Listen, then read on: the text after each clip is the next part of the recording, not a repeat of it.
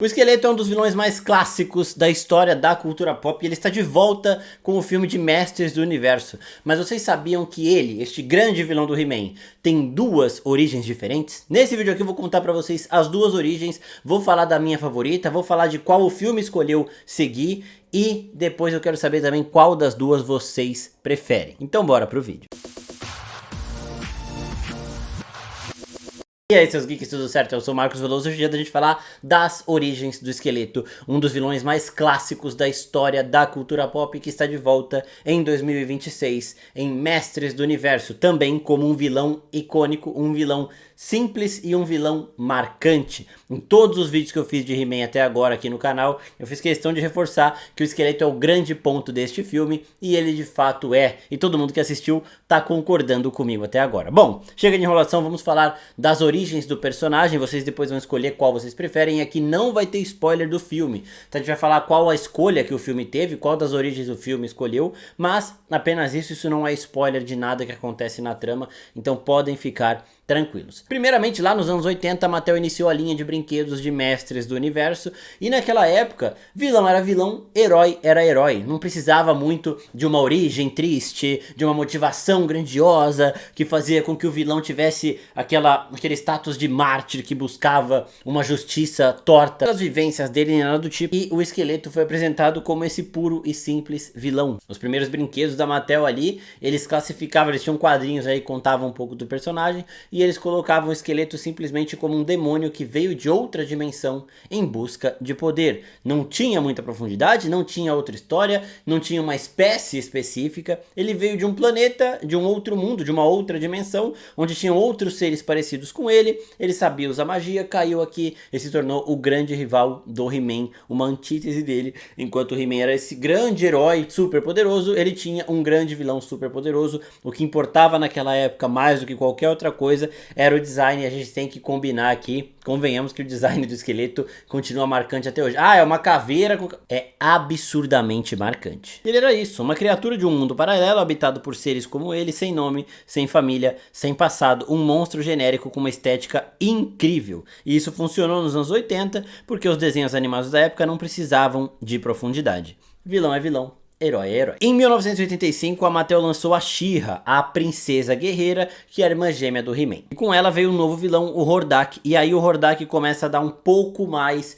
de história para o Esqueleto. Eles têm uma relação ali no passado. No especial He-Man e She-Ra, o segredo da espada, algo revelador acontece. Quase de passagem descobrimos que o Esqueleto não surgiu do nada, ele foi um discípulo de Hordak. Quando o Hordak invadiu Eternia para tentar sequestrar os gêmeos filhos do Rei Randor, ele acabou abandonando o pupilo dele lá. O pupilo dele era o Esqueleto, ele conseguiu fugir com a She-Ra, o Esqueleto ficou preso em Eternia e aí se tornou esse grande vilão do He-Man. E aí a gente acrescenta uma camada de amargura para esta caveira de outra dimensão, porque o mestre que ensinou magia a ele, Esqueleto, o abandonou. Ele pode ainda ser um demônio de outra dimensão, mas agora ele foi abandonado por um outro ser tão ou mais poderoso que ele, e ele tinha uma nova motivação de vingança contra outra pessoa além do He-Man. E nós chegamos nos anos 2000, onde a gente precisa de um pouco mais de profundidade, e aqui chega a segunda origem do personagem. Então a gente tem essa origem de uma caveira, de um demônio de outra dimensão, e nós temos agora esta outra origem, uma origem mais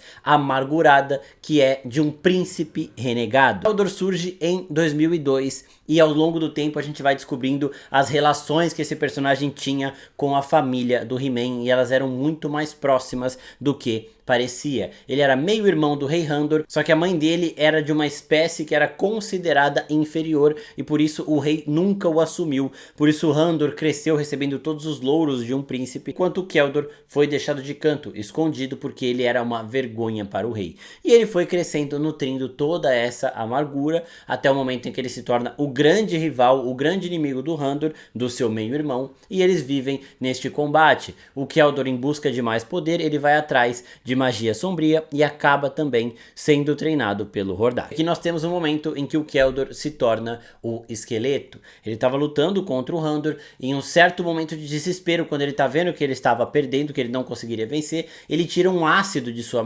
armadura e tenta jogar no seu meio-irmão. O Randor reflete esse ácido e o ácido cai no rosto do Keldor e começa a corroer toda a pele dele. O Keldor, vendo que ele não ia sobreviver dessa situação, ele clama pelo seu antigo mestre que o abandonou aqui também, o Hordak, pedindo para que a qualquer custo o Hordak o mantivesse vivo, para que ele um dia conseguisse a sua grande vingança. O preço que ele paga é grande e aí ele acaba se tornando o esqueleto. O Hordak preserva o corpo dele, mas deixa a caveira no lugar da cabeça. Transformação, boa parte da sua sanidade também foi embora. Agora pare e pense o que isso significa. O esqueleto não nasceu mal, ele se tornou mal por ambição, mas a forma final que ele tomou, o crânio, a aparência assustadora, a perda de razão, isso foi consequência das suas próprias escolhas, amplificadas pela crueldade, o sadismo de Hordak. Ele é uma vítima e um monstro ao mesmo tempo. Então a gente tem essa versão, que é uma versão também muito mais parecida com o que a gente vê em Rei Leão, por exemplo, com o Scar sendo o meio-irmão do Mufasa, sendo aquele tio malvado do Simba,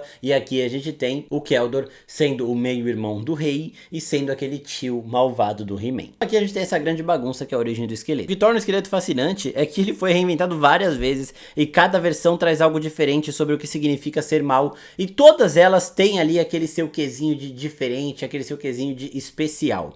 Nos mini quadrinhos originais de 82, ele é um invasor dimensional, um monstro sem rosto, mal pelo mal, simples, eficiente e aterrorizante. No desenho clássico da Filmation de 83, ele é quase cômico. Ele faz planos mirabolantes, tem lacaios incompetentes, perde toda semana, mas é memorável. A voz, as falas, a presença, um vilão de teatro, não de tragédia. E esta é a versão que o filme escolheu. A versão que pega essa origem muito vaga da história inicial do personagem com o que a gente vê na animação clássica dos anos 80. E é por isso que ela funciona muito bem, e é por isso que em todos os vídeos que eu fiz questão de reforçar que o esqueleto é o ponto diferencial desse filme. Tem algumas cenas que ele mostra que ele é só um vilão, porque ele gosta de ser vilão, né? A gente tem um momento ali de lição de moral, que era a redenção do vilão, ele vai mostrar algum rancor, algum trauma do passado que justifique ele ser desse tipo, e ele fala assim: eu não tô nem aí pro que você tá falando pra mim, eu sou um vilão porque é bom demais ser vilão. Tem outra cena que ele mostra isso em palavras.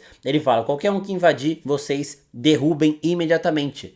Mulheres e crianças primeiro. Então assim, ele é esse sádico por ser sádico, esse mal por ser mal, porque ele simplesmente gosta disso, porque é isso que faz ele sorrir, ele fazer todas aquelas piadas ruins que ele faz, ele ter aquele tom meio cômico, meio infantilizado que ele tem, que combina demais. E aí no especial da She-Ra de 85 a gente descobre que ele foi abandonado pelo próprio mentor, uma primeira camada ainda para esta caveira. Já no desenho de 2002, a versão mais trágica e completa, o Keldor, a transformação, o abandono da razão e o vilão com a história real. E a Netflix fez uma série em 2021 também de Mestres do Universo, uma série muito boa, mas que vai por um outro lado. Enquanto o filme de 2025 escolheu essa origem inicial da Mattel, mais simples, que pra mim é a melhor, a série da Netflix escolheu a mais trágica, usar o Keldor de novo. A reimaginação moderna que mantém os elementos centrais, mas adapta para uma narrativa mais contemporânea.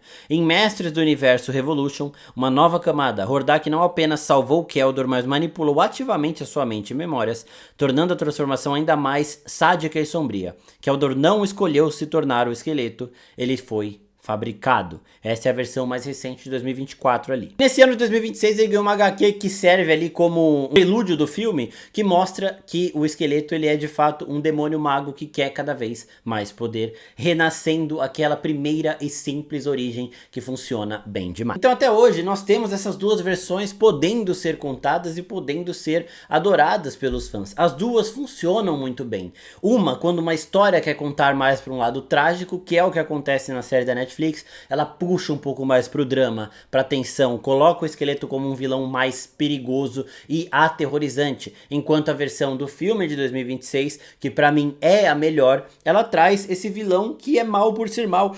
O esqueleto ele ainda passa essa tensão, ele ainda passa esse símbolo de poder, de força e de ameaça, mas ele também passa uma sensação de todos os momentos que o esqueleto aparece, você esfrega as mãos porque vai ser uma baita de uma cena.